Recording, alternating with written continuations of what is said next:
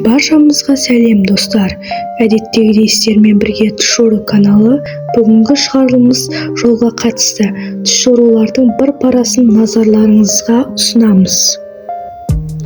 Түсінде үлкен даңғылда жүргенін көрсе, материалдық және рухани қиыншылықтардан қиындықсыз өтетінін және де өмір жолында сенімділікпен жүретінін білдіреді.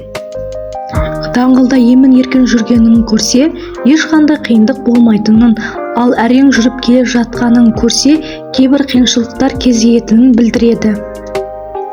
Екі шетінде ағашы бар даңғылдың бойында жүрсе, ғылым немесе беделді адамның жәрдем алатынын білдіреді. Даңғылдың бойында ағаш отырғызғанын көрсе, адамдарға жәрдемін тигізетін перзент болатынын білдіреді.